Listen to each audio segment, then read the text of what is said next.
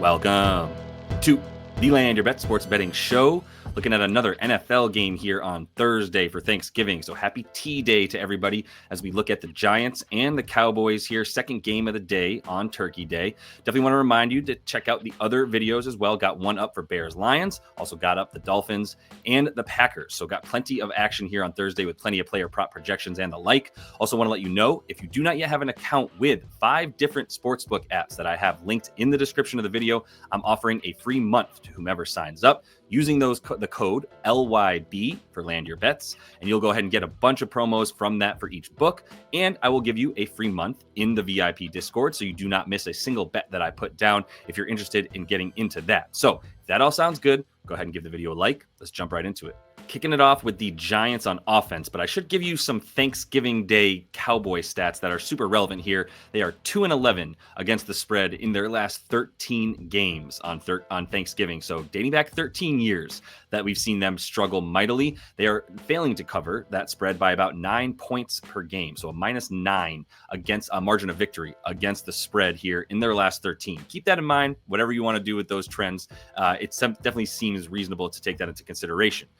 But they are playing a really bad Giants team, a Giants team that's given up on the season and does not look like they're really going to be trying too much harder moving forward after they brought in Tommy DeVito instead of Drew Lock. That said, I'll be talking about some Tommy DeVito stuff. And if they do bring in Drew Lock this game, they're not actually going to be exposing themselves to potentially having to pay him extra money with bonus incentives. If he's not getting the start, then they don't have to worry about it. So Tommy DeVito could start and then not even play the whole game because of that bum shoulder and because they just don't need him as much to sort of keep them from having to pay the tax penalty if they do go ahead and get Drew Lock out there. Regardless, might even see Tim Boyle.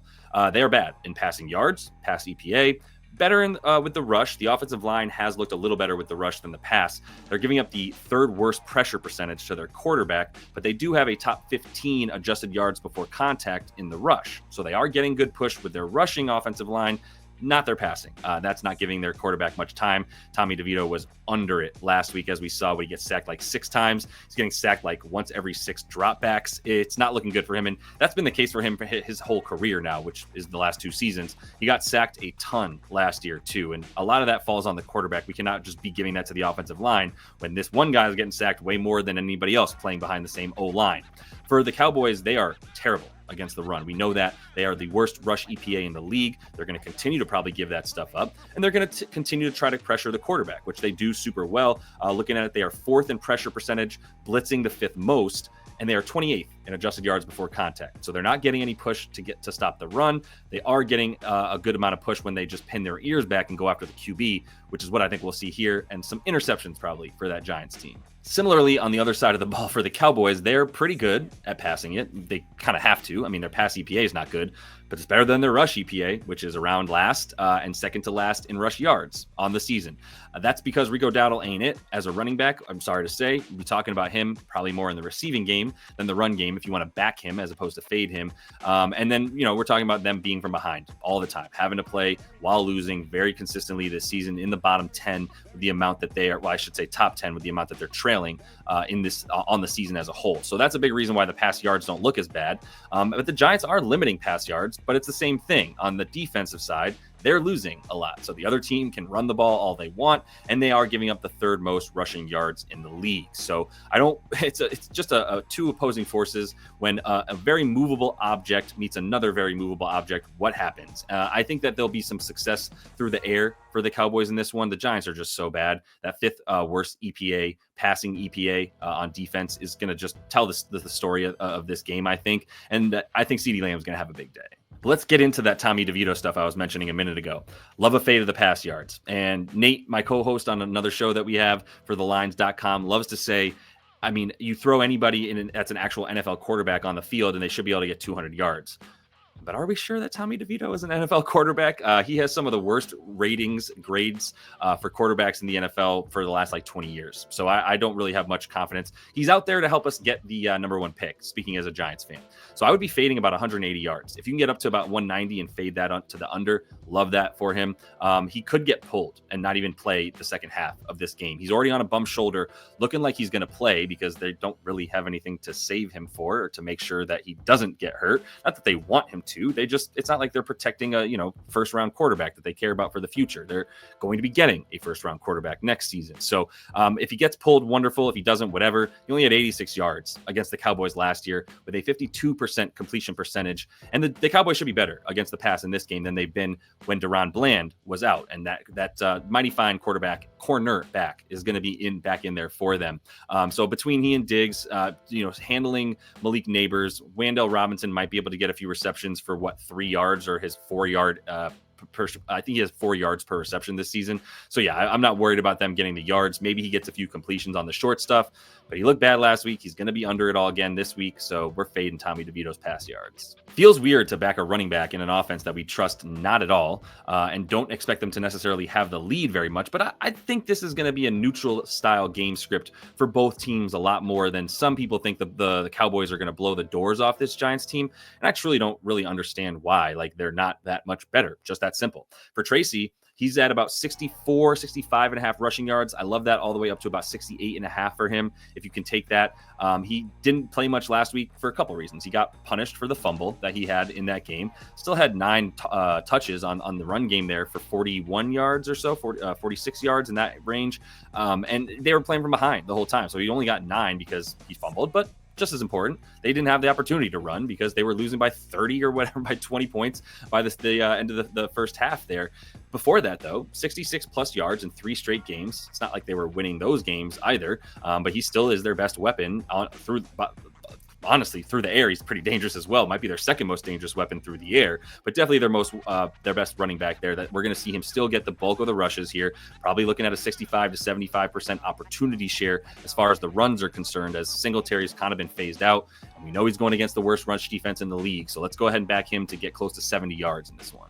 I mentioned CD. I love his yards this season, this game against the Giants. Almost like it's like regressing back to the mean, because what happened last week here was that he had 10 catches on 12 targets for 67 yards. And this is not a man as anywhere close to a 7-yard average yards per reception. So for him to get less than 7 yards per catch last week was hilarious. I mean, it only just sort of indicates that there's going to be another explosion for the yards in this game. And I could see him easily topping the 100 if you wanted to take a little alt line there. He's looking at 10 targets at least in 6 straight games now. 8 targets last year versus the Giants, caught 7 of them, got 98 this season in week 4. That was the case. Last year, he also just decimated them in the second half of the season when these teams played, and he was on his tear, as we know, right? I think he had like 140 yards receiving against them last week. And now he's going to go back to getting the Deonte Banks matchup. Poor Deonte Banks has just been targeted because he's their best cornerback, and their best wide receiver on the other team is usually better than him. It's why that quarterbacks that are throwing his way have 132 QBR quarterback rating that they are achieving when they throw in the direction of Deonte Banks. I think that's going to happen again, and I like CD to get his yards big time in this one. Another guy getting receptions. I mean, Rico Dowdle is going to be another option. I mean, option like 3-2 basically for this team, maybe after Jake Ferguson. Receiving yards are going to be good for him again. I think you can take this up to about 15 and a half. He's had at least 3 targets now in 4 straight games. It's really all we need for him, as the Giants team here gives up the 6th most receiving yards to the running back. Not much in the way of defenses. They blitz a ton. They really bring the pressure. That leaves the area behind those blitzing linebackers pretty open for guys like Rico Dowdle to either catch it in the flat and run, or to run an in route to the middle of the field and then see a lot of green before he gets tackled. So I think he can get this on 1. I definitely like him to get it on 2 to 3 receptions. He's seen the bulk of his targets, almost all of them, when he's playing against zone defense. That seems to be when it's more available, despite the thinking that zone might make it seem like the running back is a little bit less likely to get receptions and receiving yards. I do like this against a Giants team that's running 61% zone coverage here. So yeah, we're going to go ahead and back Rico to get his in this one.